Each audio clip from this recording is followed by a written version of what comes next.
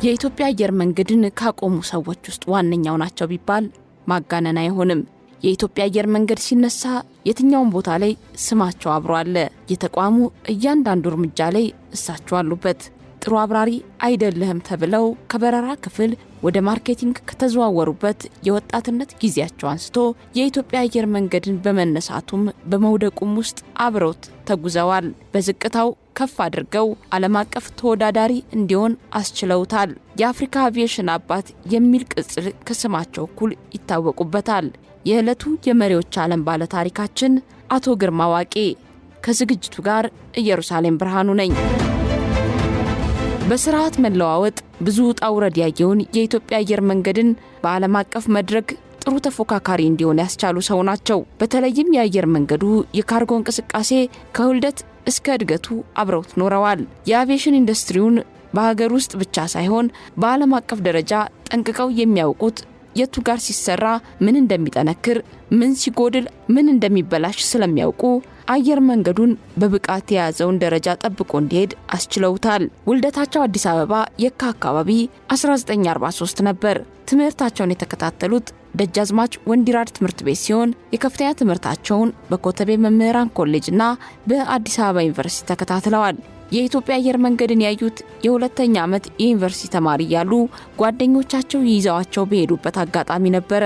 በዚያች አጋጣሚ ለአብራሪነት ፈተና እየተሰጠ ስለነበረ ፈተናውን ተፈትነው አለፉ። መሰልጠንም ጀመሩ።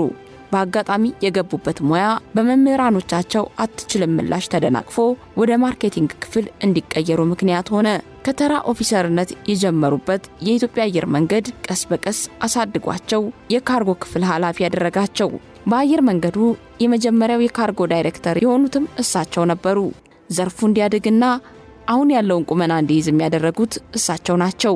በዚህ ጉዞ ውስጥ ያሉ የአፄ ኃይለ ሥላሴ ስርዓት በደርግ ሲተካ የተቋሙን ኃላፊነት የአየር ኃይል ጄኔራል ተረከቡት። ደርግ አየር መንገዱን ይጠላውና አስፈላጊነቱም እስከዚህም ነው ብሎ ስለሚያምን ተቋሙ የቁልቁሊት ወረደ። በኋላ ላይ ደርግ ተረጋግቶ ስልጣኑን ሲያደላድል ተቋሙ የሚገባውን ነጻነት ሰጠ። በዚህ ወቅት አቶ ግርማ ዋቄ እዛው ሆነው የሚሆነውን ሁሉ ተመልክተዋል። ኢህአዴግ ወደ ስልጣን ሲመጣ እንደ ቀድሞ ስርዓት ሁሉ አየር መንገዱን በጥላቻ መመልከት ያዘ። የኢህአዴግ በጎ ያልሆነ አመለካከት መነሻው ደግሞ ሌላ ነበር። አየር መንገዱ በደርግ ጦርነት ጊዜ ስንቅና ትጥቅ እያቀበለ አስፈጅቶናል የሚል ነበር ሲል ቢቢሲ የእሳቸውን ታሪክ አካቶ ባስነበበው ጽሑፍ ውስጥ ይጠቅሳል። ከዚህም ባሻገር በዚህ አስቸጋሪ ዘመን የቦርድ ሊቀመንበሩ አቶ ስዬ አብርሃ ነበሩ። የመንግስት ጣልቃ ገብነት በዛ። በርካታ የአየር መንገድ ሰራተኞች መልቀቅ ያዙ። እሳቸው ከለቀቁት ውስጥ ቀዳሚው ነበሩ። 37 ሌሎች ከፍተኛ አመራሮች ተከተሏቸው። አቶ ግርማ ዋቄ ለ5 ወራት ስራ ፈተው አዲስ አበባ ተቀመጡ። ከዚያም የገልፍ አየር መንገድ በተሻለ ኃላፊነትና ደሞዝ ወስዷቸው 9 ዓመታት የካርጎ ክፍሉን በኃላፊነት እንዲያስተዳድሩ ሰጣቸው። በዚህ ወቅት ነበር የኢትዮጵያ ውጭ ጉዳይ ሚኒስትር የነበሩት አቶ ስዩም መስፍን የደወሉላቸው። በአካል ሊያገኟቸውና ሊያናገሯቸው እንደሚፈልጉ ነገሯቸው። እሳቸውም ጊዜ ሳያጠፉ ወደ ኢትዮጵያ መጡ። የውጭ ጉዳይ ሚኒስትሩን አቶ ስዩም መስፍንን አገኟቸው። ያሳደገ ተቋምና ሀገር ትፈልጋለች ሲባሉ ብዙም ሳያንገራግሩ በዝቅተኛ ደሞዝ የኢትዮጵያ አየር መንገድን ከአንድ ቅድመ ሁኔታ ጋር ተረከቡት። እሱም ያለምንም ያለማንም ጣልቃ ገብነት ማስተዳደር ነበር። ቃል ተገባላቸው። ስልጣኑን በተረከቡ ማግስት ትክክለኛ ባለሙያዎችን ወደ ትክክለኛ ቦታ በመመደብ ስራቸውን ጀመሩ። መንገጫገጭ የጀመረውን የኢትዮጵያ አየር መንገድን መስመር አስያዙት። 2 አስርት ዓመታትን የፈጀው የአገልግሎት ዘመናቸው የተጠናቀቀው አቶ ተወልደ ገብረ ማርያምን በመተካት ነበር። በአመራር ዘመናቸው ከሰሯቸው በርካታ ስራዎች ውስጥ ካርጎ ክፍሉን ሁነኛ የገቢ ምንጭ ማድረግ ነበር። ሌላው የድሪም ላይነር 787 10 አውሮፕላኖችን አየር መንገዱ ባለቤት እንዲሆን ማስቻላቸው ነው። ሌላው ስር ነቀል ለውጥ ቪዥን 2010 ቀርጸው ማስተግበራቸውና ተቋሙ ከፍታውን ጠብቆ እንዲጓዝ ያስቻሉበት ሁኔታ ነው። ይህም አየር መንገዱ የ$1 ቢሊዮን ገቢ ያለው አየር መንገድ እንዲሆን አስችሏል። በሀገራት ሲናቅ የነበረውን የኢትዮጵያ አየር መንገድ ከፍ ብሎ ዓለም ላይ ተወዳዳሪ ከሆኑ አየር መንገዶች አንዱ እንዲሆን ያስቻሉት በርካታ ሰዎች ቢኖሩም እሳቸው ግን የአውራውን ቦታ ይወስዳሉ።